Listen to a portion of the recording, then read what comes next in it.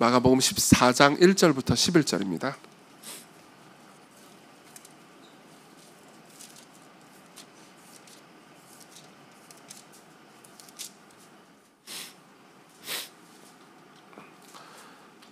마가복음 14장 1절부터 11절.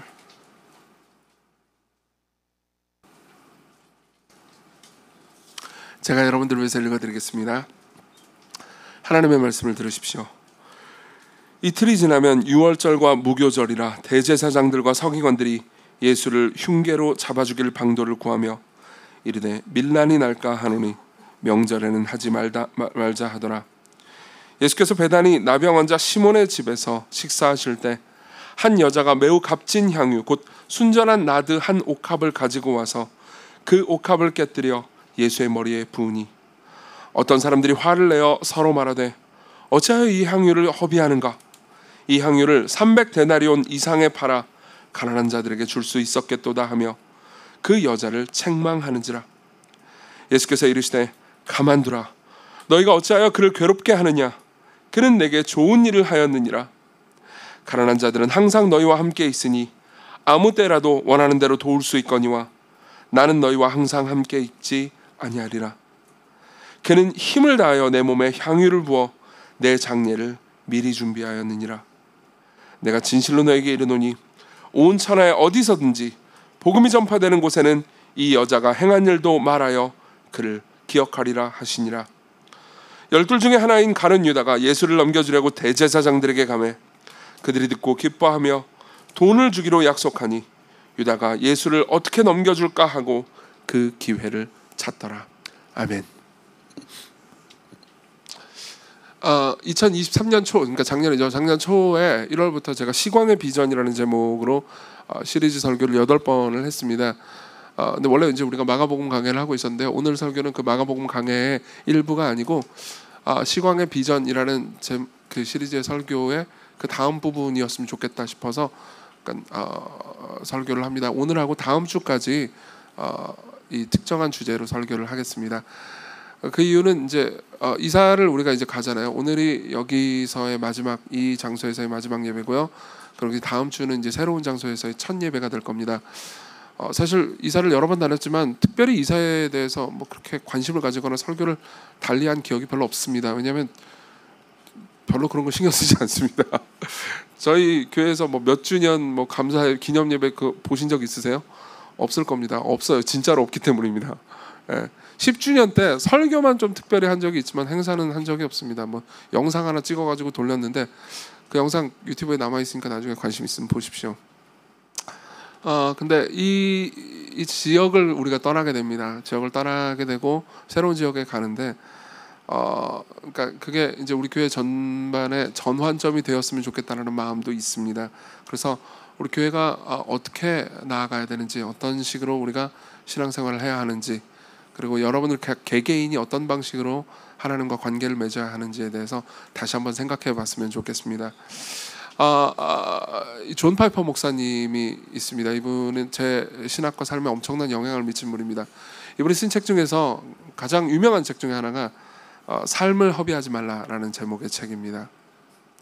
거기 보면 존 파이퍼 목사님이 이제 초반에 어떤 한 노인의 이야기를 들려줍니다. 이 노인이 이제 뒤늦게 거의 삶의 마지막 부분에서야 예수님을 만나고 회개하면서 그동안 삶에서 굉장히 많은 죄를 저질렀습니다. 회개하면서 그러니까 내 삶을 나는 허비했어요. 나는 내 삶을 허비했어라고 말하는, 그러면서 괴로워하는 장면을 보여줍니다. 그러면서 자기는 삶을 낭비하고 싶지 않다, 삶을 허비하고 싶지 않다라고 이제 이야기를 하죠. 그리고 이렇게 이야기를 해줍니다. 내 삶을 허비한다는 게 무슨 뜻인가? 가장 중요한 질문이다. 좀 더 긍정적으로 묻는다면 삶을 허비하지 않고 잘 산다는 게 무슨 뜻인가? 내 삶을 허비하지 않는다는 말의 반대는 무엇인가? 자기 분야에서 성공한다인가? 최고로 행복하게 산다인가? 대단한 일을 이룬다인가? 가장 깊은 의미와 중요성을 발견한다인가? 그리스도를 힘을 다해 섬긴다인가? 내가 하는 모든 일에서 하나님을 영화롭게 한다인가? 그게 아니면 이 모든 삶의 꿈을 이룰 핵심과 초점과 본질이 있는가?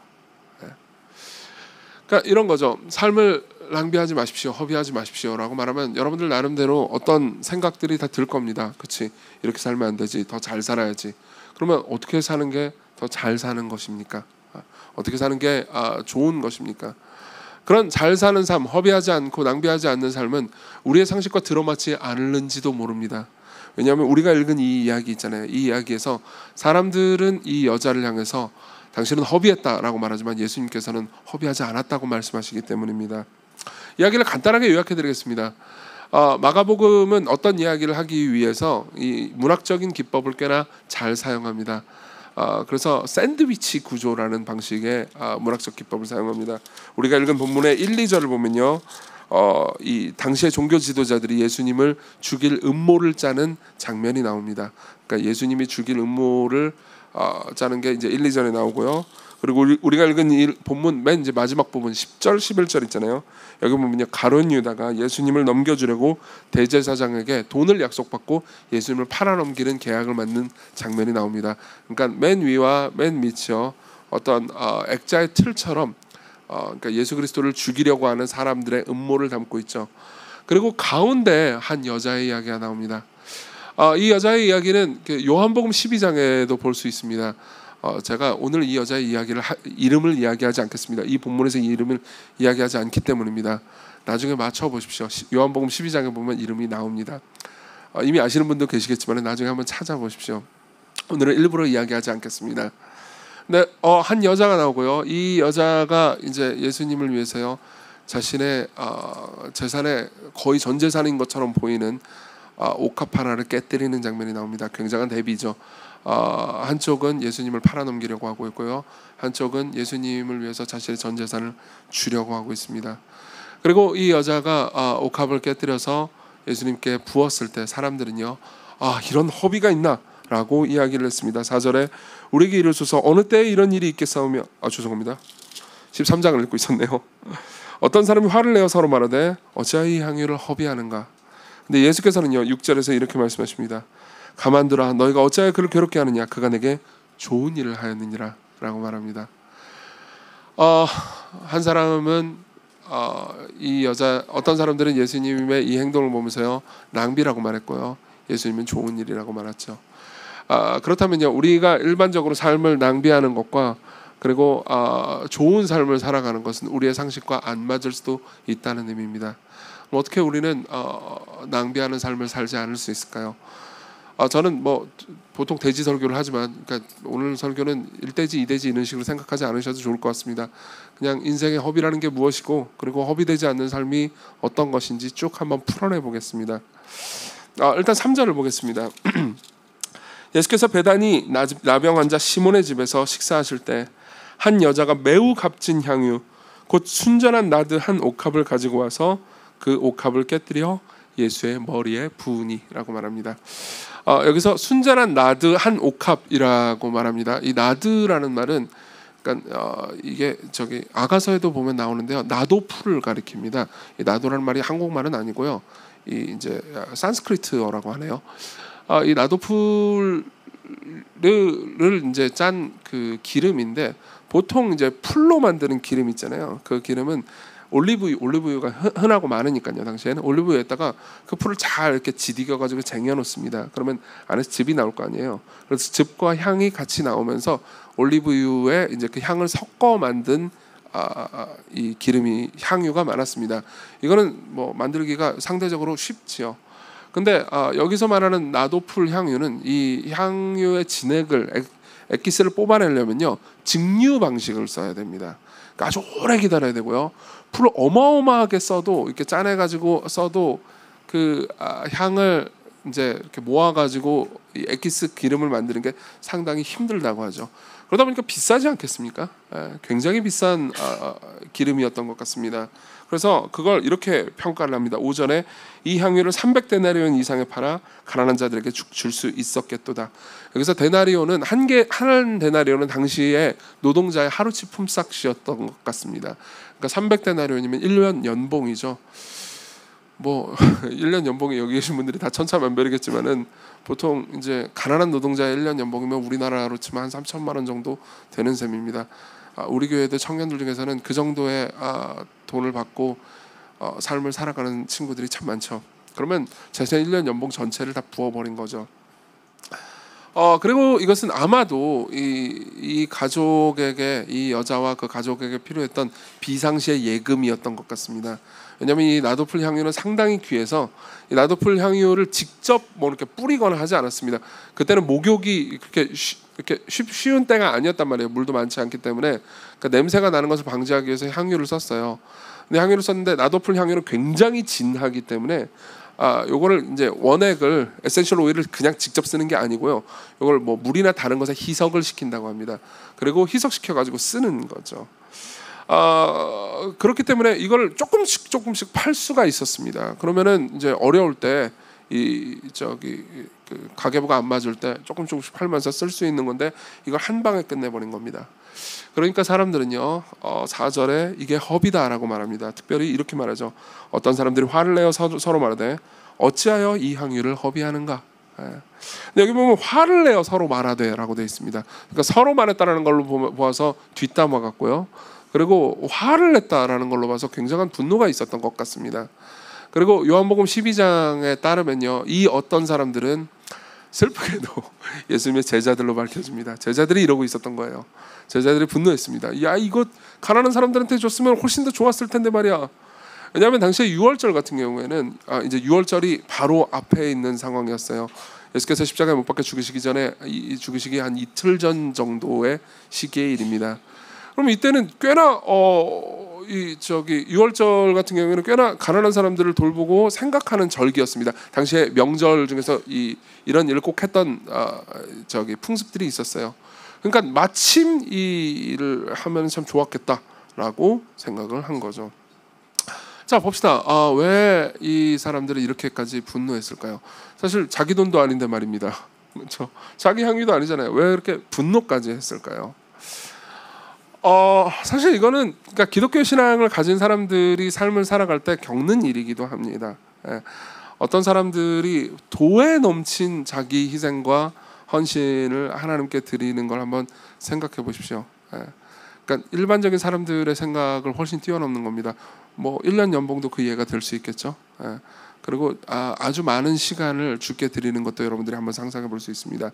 아니 거기서 한 발 더 나아가서요, 자신의 삶 전체를 주께 드린다라고 보이는 어떤 행동들을 생각해 봅시다. 사실 모든 그리스도인들은 직업을 가지고 있는 그리스도인도 자신의 삶 전체를 주께 드려야 합니다. 근데 우리가 특별히 주께 드린다라고 표현하는 것들이 있지 않습니까? 자신의 모든 젊음을, 그리고 모든 학벌을, 모든 사회적 지위를 다 버리고요, 선교사로 나가는 겁니다. 그래서 복음을 전하기 위해서 자신의 모든 것을 드리는 거죠. 그 가운데서 건강도 잃어버리고 사회적 지위도 잃어버리고 돈도 잃어버리고 모든 걸 잃어버리기 위해서 결단하는 사람들을 한번 생각해 보십시오. 그런 사람들이 원래 가지고 있던 것들이 많을수록 사람들은 저렇게까지 할 필요가 있을까라고 말할 겁니다. 저건 지나친 거 아닌가? 너무 종교 중독 아닌가? 가스라이팅 당한 거 아닌가? 라는 생각이 들 겁니다. 그렇죠? 그리고 당시의 사람들도 이렇게 말했습니다. 그리고 그것을 잘 보여주기 위해서 10절 11절에서는요, 12 중에 하나인 가룟 유다가 예수를 넘겨주려고 대제사장에게 가매 그들이 듣고 기뻐하며 돈을 주기로 약속하니 유다가 예수를 어떻게 넘겨줄까 하고 그 기회를 찾더라라는 장면을 보여주죠. 자, 여기 보십시오. 여기에는 두 명이 대조되고 있습니다. 한 여자는요, 자신의 1년 연봉 전체를 다 드림으로써 주를 섬깁니다. 그리고 한 남자는요, 얼마 되지도 않는 돈, 뭐 작은 돈은 아니었지만 어쨌든 그 돈을 받고 예수님을 팔아넘길 기회를 찾습니다. 자, 보십시오. 이것은요, 어떤 사람이 예수 그리스도와 관계를 맺는 방법이 딱 두 가지밖에 없음을 보여줍니다. 다시 한번 말씀드릴게요. 어떤 사람이 예수 그리스도와 관계를 맺는 방법이 딱 두 가지밖에 없음을 보여줍니다. 중간은 없습니다. 성경 전체를 찾아봐도, 그리고 인간의 역사를 찾아봐도요, 중간 같은 건 없어요. 예수님을 섬기든지 아니면 예수님을 이용하든지요. 예수님을 섬기든지 예수님을 이용하든지 생각해 보십시오. 예수 그리스도는 꽤나 유용한 분이었습니다. 그분은 이 땅에 계실 때 병을 고쳤습니다. 유용하죠? 그렇죠? 죽은 사람을 살렸습니다. 아주 유용하죠. 귀한 지혜의 말씀들을 여러 번 말씀해 주셨습니다. 그 가운데서 마음의 평안을 얻었던 사람들도 꽤 많을 겁니다. 예수님이 옆에 있으면 상당히 유용한 분입니다. 근데요, 그 유용한 분이요, 굉장히 유용해 보이는 그분이요, 서서히 그분의 유용성을 잃어가고 있는 시점이 왔습니다. 예수께서 잘못하면 십자가에 못 박혀 죽을 것 같은 상황으로 몰려가고 있습니다. 지금 우리가 읽은 이 본문은요, 예수님의 생애 마지막이고요. 그리고 예수님의 생애 1년, 그러니까 공생의 1년차, 2년차 때는요, 엄청난 인기를 구가 있습니다. 그분 옆에만 있으면요, 이분 엄청나게 유용한 분이에요. 이분의 강함과 능력을 가지고 내가 따라다니잖아요. 그러면 전 세계를 정복할 수도 있을 것 같은 느낌이 듭니다. 그리고 내가 그 밑에서 한 자리라도 할 수 있을 것 같습니다. 제자들은 그런 마음으로 따라다녔죠. 그런데요, 가룟 유다를 비롯한 제자들은요, 이제 서서히 이분이 그분의 유용성을 잃기 시작한다는 것을 직감했던 것 같습니다. 이미 예수님께서는요, 3번이나 나는 십자가에 못 박혀, 십자가라는 단어를 꺼내진 않았지만 어쨌든 나는 이제 성경에 약속된 대로 죽을 거고 그리고 부활할 거다라는 말씀을 하셨습니다. 죽을 거다라는 말씀 자체도요, 굉장히 두려운 일이었을 겁니다. 제자들 입장에서는요. 그리고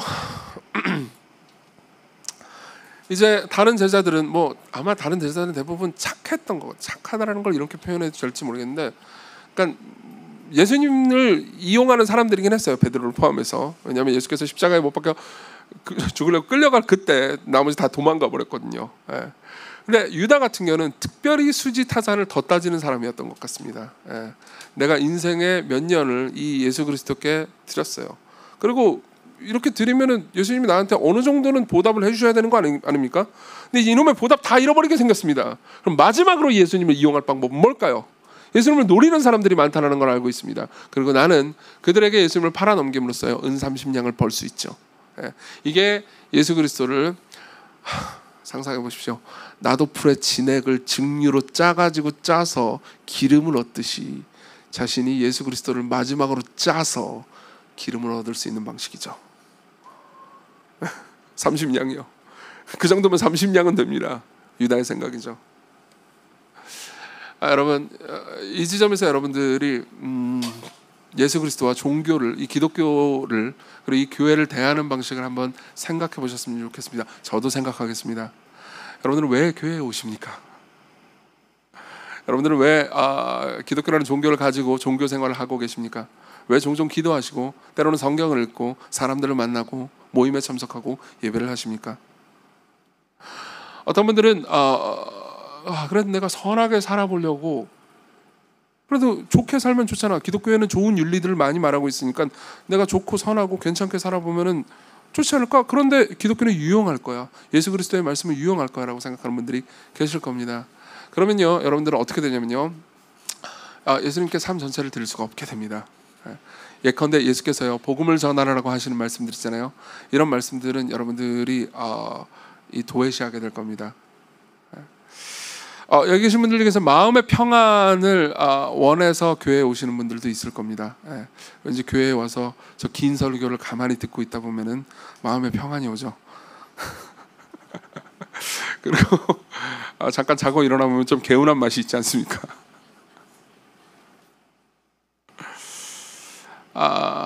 여러분들이 마음에 그러니까 방금 건 좀 희화시킨 거고요.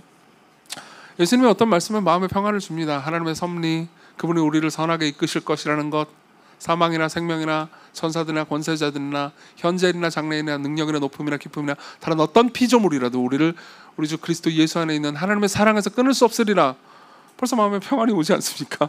그래, 여러분들이 원하는 게 오직 마음의 평안일 뿐이라면요, 때로는 하나님께서 여러분들을 사망의 음침한 골짜기로 걸어가게 하실 때 여러분들은 기독교가 유용하지 않다고 생각하면서 버리게 될 겁니다. 항상 그래왔습니다. 예수 그리스도께서는 제자들과 함께 삶을 살면서요, 예수님이 가지고 있는 무언가를 목표로 하는 사람들과 예수님을 목표로 하는 극소수와 함께 삶을 사셨습니다. 그것은 예수께서 이 땅에 사실 때뿐만 아니라요, 2000년 내내 예수님은 그렇게 삶을 사셨습니다. 교회와 결혼하고 2000년 내내 예수님께서는요, 예수 그리스도가 가지고 있는 능력과 힘과 여러 가지 종교 시스템을 이용해서 거기서 유익을 누리기 위해서 삶을 사람들과, 오직 그 이유 말고 아무것도 없는 사람들과 예수님 자신이 목표이고 그분과의 교제가 삶의 전부인 극소수의 사람들과 함께 삶을 사셨죠. 그리고 후자의 사람들은요, 종종 자신의 삶 전체를 다 드렸습니다.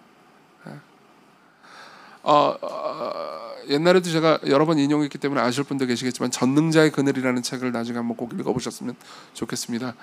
아우카 부족에게 복음을 전하러 가다가 아주 젊은 나이였어요. 아주 똑똑하고 전도 유망한 청년이었습니다. 그리고 아우카 부족에게 복음을 전하러 선교사로 투신했다가 가가지고 복음 제대로 전해보지도 못하고 창에 찔려 죽은 사람입니다. 그리고 많은 사람들은 그 사람의 삶을 낭비라고 생각했죠. 그 젊은이가 앞으로 다른 여러 가지 것들도 할 수 있었을 텐데 왜 종교에 가스라이팅 당해가지고 선교사가 돼서 그 젊은 나이에 목숨을 버리는가. 아내도 있고 아들도 있는데 말이야 라고 말할 수 있죠. 그 아내의 이름은 엘리자베스 엘리엇이었는데요. 이 엘리자베스 엘리엇이 전능자의 그늘이라는 책을 썼습니다. 엘리자베스 엘리엇은요 이건 낭비가 아니라고 말했습니다. 그들의 목표는 아우카 부족이 회심하는 것도 아니었고요. 그들의 목표는 선교도 아니었고요. 그들의 목표는 뭔가 그냥 좋은 일도 아니었습니다. 심지어 그들의 목표는 하나님이었습니다. 그들의 목표는 하나님이었습니다. 하나님이 너무 좋은 분이기 때문에, 하나님이 얼마나 아름답고 영광스러운 분인지 그들이 누렸기 때문에 자기들이 예배하는 그 하나님을 저 아우카 부족도 예배하기를 바랬던 거죠. 그리고 그 일에 자신이 성공하는지 실패하는지는 별 관심이 없었습니다. 그냥 그 일을 했고 그 일을 하는 과정 중에서 하나님께서 함께 하셨고, 그리고 하나님께서 정해주신 삶의 수명을, 정해진 삶을 따라서 살아갔다는 것만으로도 만족했죠. 사람들은 허비라고 부를 수 있을 만한 일이었을 겁니다. 그렇지만 그들은 그렇게 생각하지 않았습니다. 여러분들이 만일 예수 그리스도와 더불어서 살아가는 삶이 여러분들의 유용성만을 위한 삶이라면요, 여러분들은 이것을 전혀 이해하지 못할 겁니다. 예수 그리스도와 관계를 맺는 삶은요, 딱 두 가지밖에 없습니다. 그분께 자신을 다 드리는 삶, 그리고 그분과 더불어서 교제하는 삶, 아니면 그분은 그냥 이용하는 삶밖에 없습니다. 누군가가 염려할까봐 이렇게 말씀을 드리죠. 그분과 더불어서 그분께 자신을 다 드리는 삶은 상당히 유용합니다. 정말로 그분은 우리를 사랑하시기 때문에, 우리를 돌보시기 때문이죠. 그러나 여러분들의 목표가 오직 그분을 유용하게 써먹는 것밖에 없다면요, 여러분들은 언젠가 그분을 팔게 될 겁니다. 여러분은 언젠가 그분과의 관계를 끊을 수 있을 만한 상황이 오게 될 겁니다. 잠깐 교회 이야기를 해보려고 합니다. 우리 교회는 개척한 지 13년이 좀 넘었습니다. 이 13년 넘는 이 시건교회의 역사는요, 이렇게 표현해 볼 수 있을 것 같습니다. 하나님을 이용하는 사람들의 죄와 그 모든 것을 알고도 그들을 용서하시고 그래도 은혜를 베푸신 하나님의 사랑의 역사로 요약될 수 있을 것 같습니다. 그리고 또한 하나님께 자기를 그냥 있는 그대로 다 드린 사람들의 헌신과 그것을 기뻐하신 하나님의 역사로 요약할 수도 있겠죠. 이곳을 떠날 때, 그러니까 이 지역을 떠날 때 저는 되게 많은 생각이 듭니다. 죄책감도 상당합니다. 나는 이 지역에 어떤 섬김을 주고 떠났는가, 그런 걸 생각하면은 사실 한 일이 거의 없는 것 같습니다. 그리고 그거 이제 앞으로 하면 되겠지만, 그러니까 제가 드는 생각은 이겁니다. 나는 하나님을 이용했는가, 아니면 하나님을 예배했는가. 저는 13년 동안 거의 매주 이곳에서 예배를 인도해 왔습니다. 예배 때 설교를 했죠. 저는 예수 그리스도에 대해서 말하려고 했습니다. 가급적 거의 매주 어떤 설교를 하든 예수 그리스도와 그분이 하신 일에 대해서 말하려고 했죠. 그리고 그걸 듣기 위해서 오신 분들도 많이 계실 겁니다. 그리고 지금 이제 이 말씀 앞에 선 저 자신을 돌아볼 때요, 저는 이런 생각이 들 때가 많습니다. 나는 예수 그리스도를 전하면서 그분께 나 자신을 드린 사람인가? 아니면 예수 그리스도를 팔아먹어서 나의 성취를 이룬 사람인가? 후자로 저를 평가한다면은 가혹하다고 느끼긴 하지만, 전자로 저를 평가하기에는 저 자신도 자신이 없습니다. 실제로 저는 예수님을 말함으로써 정말 많은 유익을 얻었습니다. 예수님은 저한테 굉장히 유용했습니다. 저는 예수 그리스도를 말해주는 설교를 하면서요, 어떤 사람은 이런 방식의 설교에 장르명을 붙이기도 하죠. 뭐 그리스도 중심적 설교 뭐 이렇게 해서요. 그런 설교를 하면서 사람들에게 예수님에 대해서 전했고요. 그리고 사람들은 그것을 모두인지는 모르겠으나 좋아해 주었습니다. 그로 인해서 사랑을 많이 받았죠. 종종 이런 생각이 들 때도 있었습니다. 나는 예수 그리스도를 말해줌으로써 사람들이 예수님을 사랑하기를 바랬는데, 물론 예수님을 사랑했겠지만 나도 너무나 많은 사랑을 받았군. 나도 너무나 많은 것들을 이루었군. 내가 이런 것도 아니에요. 그러면서 저는 저 스스로 생각해 보게 됩니다. 나는 예수 그리스도를 이용하고 그분을 써먹은 사람인가, 아니면 그분을 섬긴 사람인가? 진실은 이 중간에 어딘가에 있을 거라고 생각합니다. 그리고 여러분들도 스스로에게 한번 물어보셨으면 좋겠습니다. 자, 그 다음으로 넘어가서 이야기를 좀 더 진행시켜 보고 싶습니다. 그러면 제가 드리고 싶은 말씀은 이겁니다. 그럼 하나님께 모든 것을 드리는 삶은 허비일까요? 실제로 이 문제에 대해서 고민하고 계신 분들이 계실 거기 때문에, 혹은 여기 앉아 계신 분들 중에서 기독교인이 아닌 분들이라면요, 아니 종교라는 게 인간의 유익을 위해서 존재하고 인간의 유익을 위해서 적당히 쓰다가 필요 없으면 버리면 되는 거지, 왜 그렇게 종교의 절대적인 헌신을 강요하는가라는 질문을 하실 수도 있기 때문입니다. 실제로 저는 그런 이야기를 많이 들었습니다. 뭐 그걸 헌신이라고 말해야 될지 모르겠지만은, 그러니까 우리 교회 사람들은, 특히 뭐 청년들은요, 밤늦게까지 여기 있다가 집에 갑니다. 정말이에요. 밤늦게까지, 진짜 밤늦게까지 여기 있다가 집에 갑니다. 신촌도 그래요. 밤늦게까지 거기 있다가 집에 갑니다. 그리고 어떤 사람들이 저한테 그런 이제 청년들의 모습을 보면서 이렇게 얘기한 적이 있었습니다. 아니 쟤네들은 할 것도 없나? 왜 밤늦게까지? 세상에 나가서 할 일이 얼마나 많은데, 자기 개발도 해야 되고 공부도 해야 되고 직장에서 일하는 것도 열심히 해야 되고 해야 되는데 왜 여기서 시간을 낭비하고 있나라고 저한테 물어보더라고요. 속으로 저는 약간 화가 났지만 그래도 뭐 설명을 해주었습니다. 그리고 나서 이제 그런 분들이, 그렇게 생각하는 분들이 여기 계시다면요, 제가 이런 질문을 좀 던져보고 싶습니다. 우리의 삶에서는요, 우리의 삶에서는 더 큰 의미가 필요합니다. 여러분들 중에서 건강을 잘 돌보는 분들이 있을 겁니다. 열심히 뭐 헬스도 하고 그러는 거죠. 그렇죠? 건강을 잘 챙기는 분들도 있겠죠. 좋은 삶입니다. 왜 건강을 챙기시나요? 직업을 잘 하려고요. 내가 하는 일은 체력이 많이 필요합니다. 직업을 잘해서 뭘 하시려고요? 내 가족들을 부양하고, 그리고 그 직업을 잘하면서 의미 있는 일을 할 수 있지 않겠습니까? 네, 좋은 직업이라면 의미 있는 일을 하겠죠. 세상을 행복하게 해주고 사람들을 만족시켜주는 일을 할 겁니다. 자, 그래서 어떻게 그 다음은 뭔가요? 그렇게 해가지고 이루는 목적이 뭔가요? 여러분, 재밌는 건요, 인생의 목적을 뭘 하기 위한 위의 목적을 계속 추구하잖아요. 그러면 여러분들이요, 하나님이 없다고 가정할 때 여러분들의 목적은 엄청나게 허무해진다는 것을 알게 될 겁니다. 토머스 네이글이라는 철학자가 있습니다. 이 사람은 이 모든 것은 무슨 의미인가라는 얇은 책을 썼습니다. 그리고 철학자로서, 그 사람은 참고로 무신론자입니다. 철학자로서, 무신론자로서 이렇게 이야기합니다. 많은 무신론자들이 이 질문을 피하고 있는데 사실 우리는 피할 수가 없다.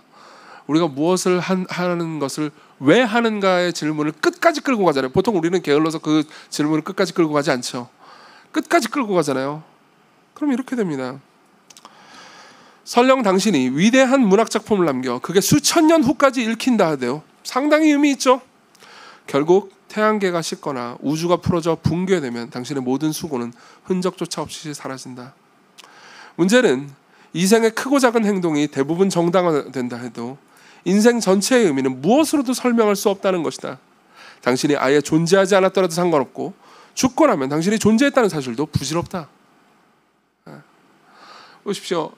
여러분들이 이 땅에서 의미를 찾을 때 하나님도 없고 물질뿐이고, 그리고 이 세상에 아무것도 없다고 생각한다면요, 사실 여러분들이 이 세상에 착한 일을 하든 나쁜 일을 하든, 그리고 세계에 남는 의미 있는 일을 하든 그냥 안락하게 살든 여러분들은 상관없습니다. 그래서 많은 사람들이요, 그다지 착하지 않게, 그다지 사람들을 섬기지 않게, 그다지 희생하지 않고, 그다지 많은 돈을 벌지도 않고 적정의 안락한 삶이 행복한 삶이라고 생각하는지도 모르겠습니다.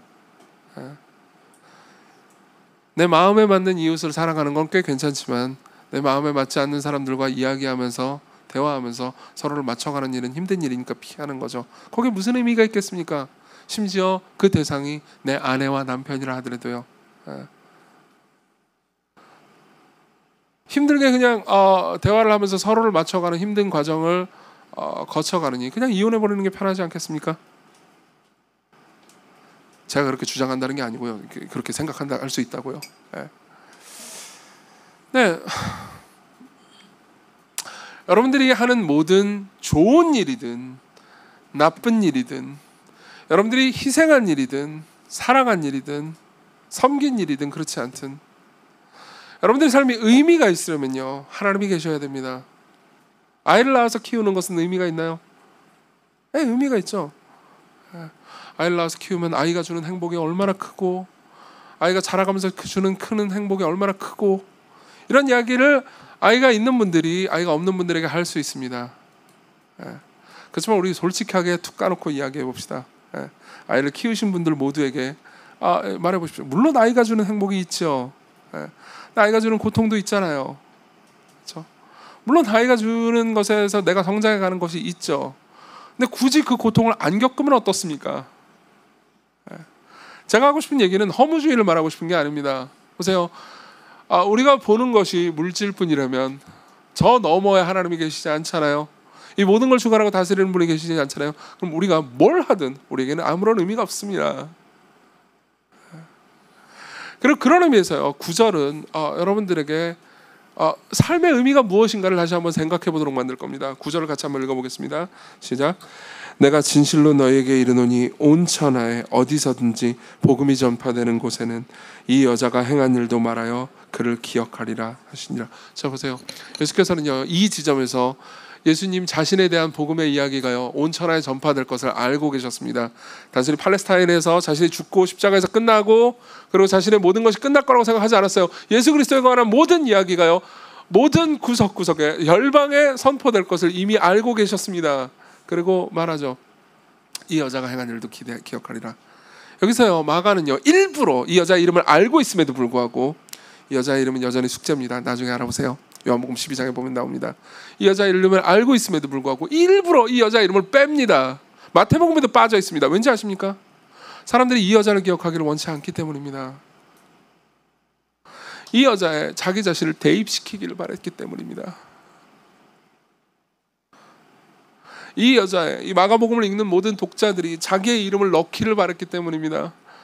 이런 메시지인 거죠. 당신이 그리스도를 위해서 자신을 드린다면 당신의 일은 헛이 되지 않을 겁니다. 생각해보세요. 향유를 붓는다. 그것도 한꺼번에 붓는다. 얼마나 헛입니까? 왜냐하면요. 향은 날아가잖아요. 그렇죠? 아까 제가 말했던 짐 엘리엇 선교사님의 이야기를 한번 생각해 봅시다. 그의 삶은 얼마나 허무합니까? 날아가 버렸잖아요. 뭔가 성취하지 않았잖아요. 뭔가 이루지 않았잖아요. 생산성이 없었잖아요. 돈을 못 벌었잖아요. 여러분 우리 모두는요 생산성과 돈과 무언가를 해낸 것의 노예일지도 모르겠습니다. 그런 것들을 해내지 못하면 우리의 삶은 의미가 없다고 여러분들은 어렸을 때부터 학습받고 자랐습니다. 그래서 용감하게 교회를 개척해서 교회가 성장하면 의미가 있다고 생각하지만 교회가 망해버리면 망할 수도 있죠. 저도 처음에 교회 개척했을 때 우리 교회가 망할 줄 알았습니다. 그리고 개척 멤버끼리 말했어요. 우리 망할 때 웃으면서 헤어지자고요. 그렇게 되지는 않았습니다. 그렇게 되지는 않았어요. 그렇게 되었다면 모든 것이 무의미한 것이었을까요? 저는 여기서 인간 모두가 희망을 찾을 수 있다고 말합니다. 모든 인간이 희망을 찾을 수 있다고 얘기하고 싶습니다. 여러분, 사람들이 인정하지 않는 여러분들의 일이 영원히 기억될 수 있는 유일한 방법이 있습니다. 영원한 분이 기억하고 있으면 되는 거죠. 영원한 존재가 여러분들의 행동을 기억하고 있다면, 영원한 존재가 여러분들의 말을 기억하고 있다면 2등은 이치는 이 더럽고 1등만 기억하는 이 더러운 세상에서요 여러분들은 루저가 아닙니다. 한 번뿐인 인생 곧 지나가리라. 오직 그리스도를 위해 한 일만 영원하리라. 어떤 선교사님의 시입니다. C.T. 스타드라는 분이죠. 이분이 한 말은요, 그러니까 꼭 선교사로 나가야 영원하다는 의미가 아닙니다. 여러분들이 가지고 있는 직업도 그리스도를 위해서 하고 있다면요, 그리스도를 위해서 직업이든 가정이든 주를 위해서 여러분들이 섬기고 있다면 그 모든 것들이 굉장한 의미를 가지고 있다는 거죠. 그리고 하나님이 여러분들을요 영원히 기억하게 될 거라는 겁니다. 여러분들은요 교회를, 그리고 가족을, 그리고 친구들을요 그들이 나를 인정해 주기 때문에 섬기는 게 아니고 예수님이 나를 보고 계시고 그 일을 기뻐하시기 때문에 섬길 수 있습니다. 내가 돈을 벌거나 내가 직장에서 일을 하거나 혹은 사람들과 만나거나 교회 다니는 것이요 내게 더 많은 생산성과 돈을 가져다 주기 때문에 그 모든 것을 하는 게 아니고요, 그냥 나를 이 자리로, 내 자리로 보내신 예수 그리스도를 기억하기 때문에, 그분이 나를 이 자리로 부르셨기 때문에 그분을 위해서 삶을 살 수 있습니다. 예. 아까 대표 기도했을 때 성도님께서 기도할 때 이런 기도를 하시죠. 각자 맡은 자리에서, 각자 부르신 소명에서 충실할 수 있게 해달라고요. 여러분들이 있는 모든 자리는요 여러분들이 부르신 자리이고요, 그 자리에서 여러분들은 주를 섬길 수 있습니다. 그리고 때로는 여러분들이 희생할 때 사람들은 여러분들을 무모하다고 말할 겁니다. 직장에서 여러분들이요 그냥 딱히 돈을 벌기 위해서 일하는 게 아니고, 사람들이 여러분들을 보지 않더라도 일 자체를 즐거워하면서 주를 위해서 일할 때요 사람들은 그렇게까지 할 필요 없어 라고 말할 겁니다. 허비야 이렇게 말하지는 않겠죠. 예의에 어긋나잖아요. 그렇게까지 할 건 아니다. 예. 그래서 요즘에 허비야 라고 말하는 방식은요 그렇게까지 할 건 아니다 이겠죠. 예. 제가 교회를 섬기고 사랑하는 방식도요 어떤 때는요 그렇게까지 할 건 아니다 일 수도 있을 겁니다. 예. 많은 것들을 생각해야겠죠.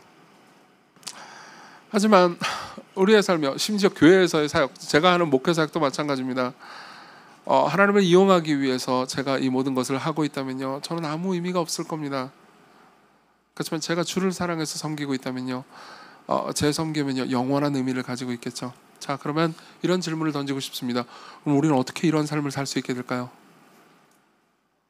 어떻게 이러한 삶을 살 수 있게 될까요? 마태복음 13장 45절에 보면요 이런 말씀이 있습니다. 그러니까 어떤 사람이 회심한다라는 것, 어떤 사람이 예수 그리스도를 만나서 그분과 진정한 관계를 맺는다라는 것을 예수님께서 이렇게 비유로 설명해 주십니다. 들어보십시오.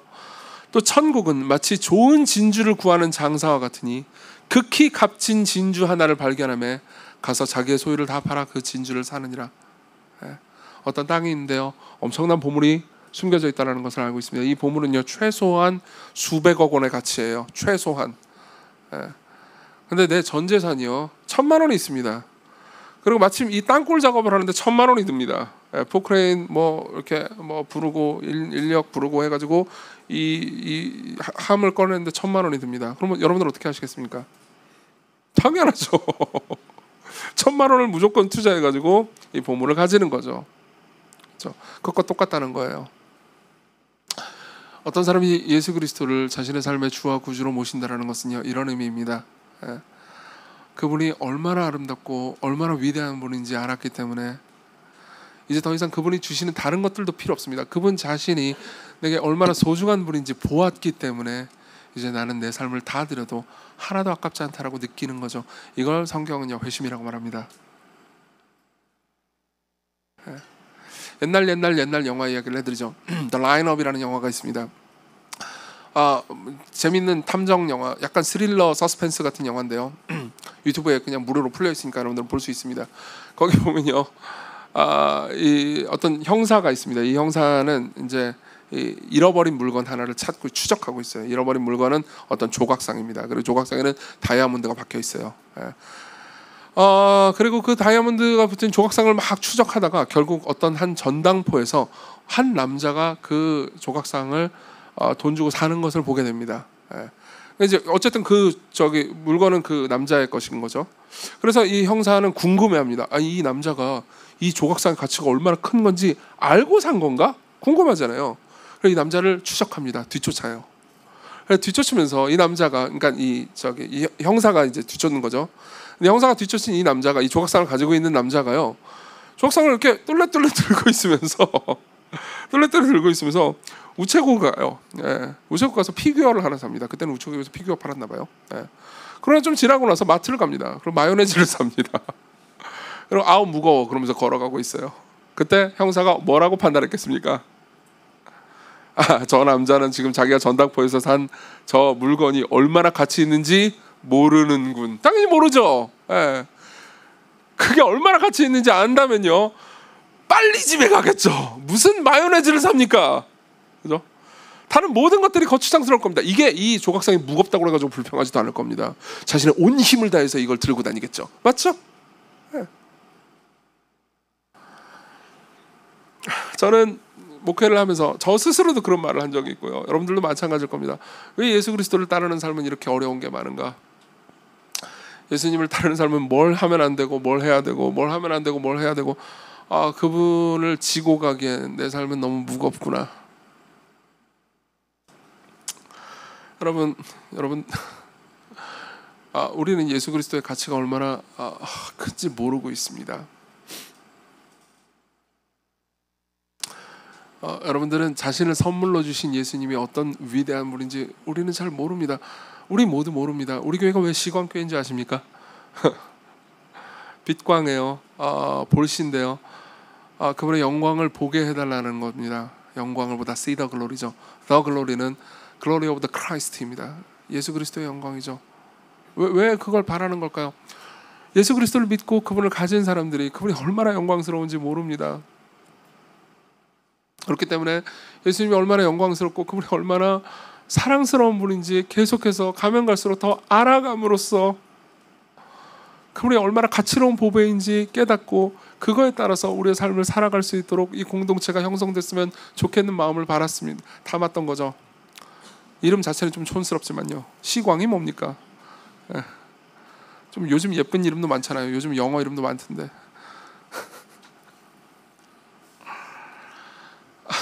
그리고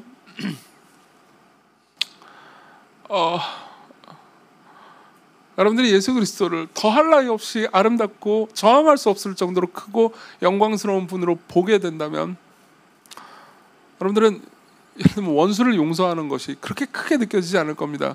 수백억짜리 보물 앞에서요 겨우 1,000만 원 정도 희생하는 정도로 생각될 겁니다. 그리고 주를 위해서 자신의 것을 드리는 것이요 그렇게까지 큰 희생처럼 느껴지지 않을 겁니다. 그래서 정말 많은 선교사들이요 자신의 삶을 회고할 때 나는 아무것도 희생하지 않았습니다라고 말하는지도 모르겠어요. 자신의 젊음, 자신의 돈, 자신의 모든 것을 다 드렸는데 자기는 아무것도 잃지 않았다고 말합니다. 그러면 이제 우리가 물어볼 것이 있습니다. 예수 그리스도가 이렇게 위대한 분인가요? 예수 그리스도가 이렇게 아름답고 영광스러운 분인가요? 저는 여기에 대해서 다 말로 설명할 수 없다고 생각합니다. 하지만 우리 8, 9절을 보면서 하나만 묵상해 봤으면 좋겠습니다. 8, 9절 같이 한번 읽어보겠습니다. 시작. 그는 힘을 다하여 내 몸에 향유를 부어 내 장례를 미리 준비하였느니라. 내가 진실로 너에게 이르노니 온 천하에 어디서든지 복음이 전파되는 곳에는 이 여자가 행한 일도 말하여 그를 기억하리라. 보세요. 예수께서는 이렇게 말씀하십니다. 이 여자가 정확히 예수께서 죽으시고 부활하실 것을 다 알고 있었는지는 모르겠습니다. 그러나 예수께서는요 향유를 기름 부음 받으시고요 그리고 말씀하십니다. 이 여자가 옳은 일을 했다, 좋은 일을 했다. 이건 낭비가 아니다. 왜요? 이미 예수님은요 제자들에게 여러 번 자기가 죽을 것을 말씀하셨습니다. 제자들은 그 모든 것들을 듣고서도 부인했죠. 그냥 헛소리일 거라고 생각했던 것 같습니다. 그리고 이 여자는요 예수님의 말씀을 듣고 예수님의 가르침을 듣고 예수님의 기적을 경험하면서요 그분이 죽으시리라는 그 말이 진짜임을 직감했던 것 같습니다. 그 이후에 뭐가 어떻게 되는지 왜 죽으시는지 이 모든 것을 이 여자가 다 알고 있지는 않았을 겁니다. 어떤 1년치 향유를요 1년치 연봉의 향유를 그냥 이 상황에서 붓는 것은 낭비처럼 보이지만요 정말 고귀한 사람의 죽음, 왕의 죽음에 1년치 연봉의 향유를 붓는 건 절대 낭비처럼 생각하지 않았습니다. 그리고 이 여자는 생각하는 거죠. 이 여자는 예수 그리스도를 보물로 보았습니다. 예수 그리스도를 자기가 가지고 있는 이 향유 옥합을 깨뜨릴 만큼의 큰 보물로 보았습니다. 그리고 향유 옥합을 가지고 오죠. 아마 지금으로 치면요 학자마다 의견은 다르지만 한 500ml 정도 되는 큰 통이었을 겁니다. 그리고 이거는요 원래 설계 자체가 이렇게 올리잖아요. 그러면 한 방울씩 똑똑, 한 방울도 안 되게만 이렇게 똑똑 떨어지게 돼 있어요. 근데 여러분 앰플 까보신 적 있죠? 앰플 비타민 같은 거 먹을 때 앰플 까면 밑에도 까고 위에를 딱 깨야 되잖아요. 그렇죠? 위에를 깨면 확 쏟아지죠. 여자는 이걸 가지고요, 이 옥합을 가지고, 옥합도 비싼 거였어요. 옥합의 윗등을 깨버립니다. 그리고 향유가 쏟아지죠. 그리고 예수께서는요 이 모든 것이 나의 장례를 위한 것이라는 거 말씀하십니다. 그분의 장례는 지금부터 집행되기 시작합니다. 이제 잠시 후면 예수께서 끌려가실 거고요, 십자가에 못 박혀 죽으실 거고요, 그분의 옷에 그분의 향유가 온통 묻어 있고 그분의 머리칼에 그분의 몸에 묻어 있기 때문에 그분은 십자가에 달리면서 피범벅이 되는 순간에도 그 향을 잃지 않으셨을 겁니다. 이 향은 오래가는 향이었거든요. 그리고 그분이 장례에 들어갈 때까지 그 향은 유지됐을 겁니다. 즉 예수님은요 알고 계셨습니다. 이제 내가 죽는데 이 장례를 이 여자가 준비하고 있구나. 그리고 말씀하시죠. 내가 진실로 너에게 이르노니 온 천하에 어디서든지 복음이 전파되는 곳에는 이 여자가 행한 일도 말하여 그를 기억하리라. 자 보세요. 왜 예수께서 이렇게 말씀하셨을까요? 이 여자가 훌륭한 사람이기 때문에. 만일 그렇다면요 마가복음을 기록한 마가가요 이 여자의 이름을 기록했을 겁니다. 근데 마가는 일부러 기록하지 않습니다. 왜냐하면 이 여자의 이름이나 이 여자가 행한 일 그 자체가 영광스럽기보다는 이 여자가 행한 일이 복음을 말해주기 때문입니다. 이 여자의 행한 일은요 복음을 말해줍니다. 복음이란 무엇입니까? 복음이란 이런 겁니다. 하나님의 아들이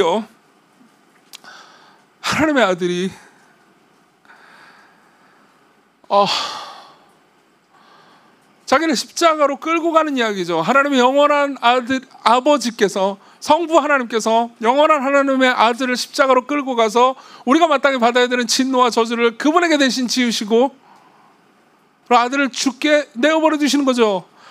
하나님의 아버지의 진노를 아들에게 부는 겁니다. 우리가 마땅히 받아야 되는 걸요. 그리고 예수 그리스도께서는 이제 자신이 그 일을 하고 있다는 것을, 그 일을 해야 한다는 것을 알고 계십니다.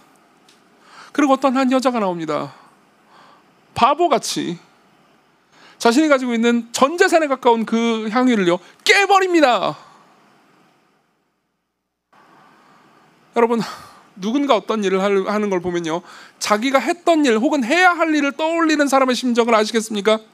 저는 종종 누군가 저한테 와가지고 제가 이제 이런 개척을 할 거고요. 저한테 종종 개척교회에 대해서 물어보는 사람들이 있습니다. 개척하기 위해서 목사님들이 어떤 이야기를 하면요, 그러면 지금까지 어떤 사역을 해왔는지를 물어봅니다. 그리고 어떻게 앞으로 사역할 건지에 대해서 제가 물어봐요. 그럼 종종 이분이 하는 사역이요 제가 해왔던 사역들을 떠올리게 만드는 이야기를 해줄 때가 있어요. 맞아, 나도 그랬지, 나도 이런 일들을 했지. 그러면 저는 티지만 울음을 참을 수가 없습니다. 그때는 울음을 참을 수 없어요. 왜냐하면 내가 해왔던 일을 이 사람이 하고 있으니까요. 보세요, 예수 그리스도께서 이 여자가 행한 일을 볼 때 그분은요 자신이 앞으로 행한 일을 떠올리지 않는 것이 불가능했을 겁니다. 보세요, 이 한 바보 같은 여자가 있습니다. 이 바보 같은 여자는 기름을 낭비하고 있습니다. 그리고 예수 그리스도는요 앞으로 자신의 전생애를 낭비해야 합니다.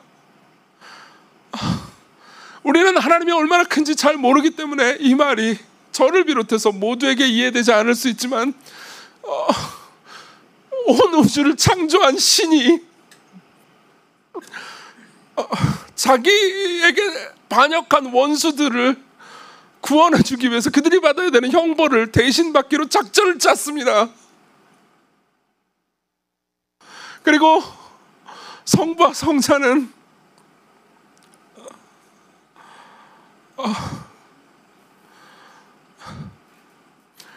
자신을 깨뜨리기로 하셨죠.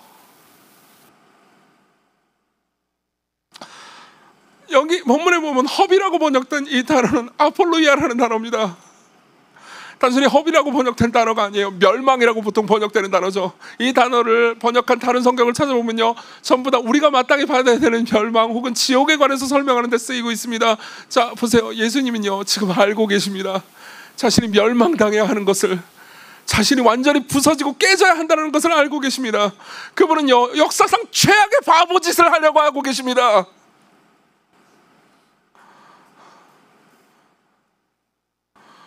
그리고 한 여자가 이 바보 짓을 하고 있을 때, 옥합을 깨뜨리는 바보 짓을 하고 있을 때, 그분은 그 여자를 향해서 이게 무슨 바보 짓이야 그러면서 화를 내면서 왜 이 기름을 허비하는 거지? 라고 분노를 냅니다. 그리고 그분은요, 당연히 그분은 자기 할 일을 생각할 수밖에 없겠죠. 만일 이 여자가 자신의 모든 제사를 다 깨뜨려 가지고 예수님께 붓는 것이 허비라면, 모든 것을 창조한 그 신이 원수를 위해서 자신의 모든 것을 주고 자신의 몸을 깨뜨려서 피를 흘리는 것은 얼마나 큰 바보짓이겠습니까? 자신의 모든 것을 붓는 일은 얼마나 큰 멍청한 일이고 얼마나 이상한 일이겠습니까?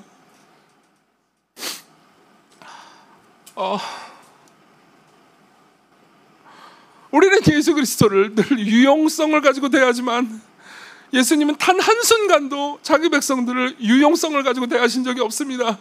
그분은 우리를 이용하려고 하지 않으셨습니다. 그 증거를 하나 말씀드릴까요? 예수께서 십자가에 못 박혀 죽으실 때 오른편에는 강도 한 명이 있었고요, 그는 더 이상 하나님 나라를 위해서 기여할 만한 시간이 남아있지 않았었습니다. 그러나 그 강도가 나를 기억이나 해주세요 라고 말하니까 예수께서요, 너는 내와 함께 낙원에 있으리라 라고 말했죠. 그분은 하나님 나라를 위해서, 교회를 위해서 자신의 돈이나 시간을 하나도 쓴 적이 없습니다. 오직 이 세상을 살면서 배만 끼쳤죠. 그러나 예수께서는 그를 위해서도 죽으셨습니다. 그 말은 뭘 의미합니까? 그분은 여러분들을 이용할 생각이 없으셨습니다. 그분은 여러분들을 위해서 자신의 모든 것을 깨뜨릴 결심을 하고 이 땅에 오셨습니다. 그분은 여러분들을 위해서 자신의 모든 것을 몽땅 허비하셨습니다. 그리고 천사들은 말했을 겁니다. 이렇게까지 하셔야 됩니까? 이렇게까지 할 일인가요? 신이 이렇게까지 할 일인가요?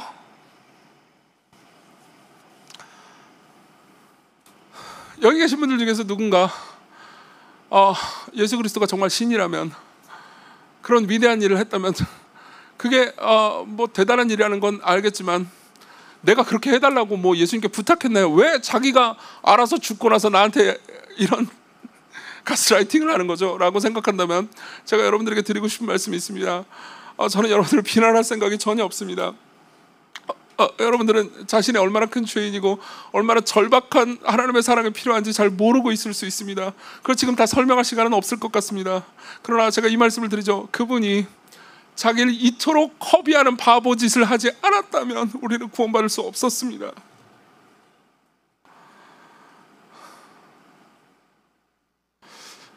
제가 죄송해요. 제가 여러분들을 위해서 매일 기도하고 있다는 걸 알고 계십니까? 제가 여러분들을 위해서 매일 기도하고 있습니다. 정말이에요. 뭐 길게 할 때도 있고 짧게 할 때도 있지만 매일 기도하고 있습니다. 좋죠? 좋나요? 목사가 여러분들을 위해서 매일 기도하면. 근데요, 그 내용이 이런 내용이 있다면 어떨까요? 주님, 제가 기도합니다. 시광의 양무리들이, 시광교회 모든 사람들이요, 모두 당신을 위해서 목숨을 버릴 만큼 당신을 소중히 여기게 해주세요. 당신을 위해서 삶을 다 드리게 해주세요 라고 기도하고 있다면 여러분들 기분이 어떠신가요? 딴 교회로 옮겨야겠다.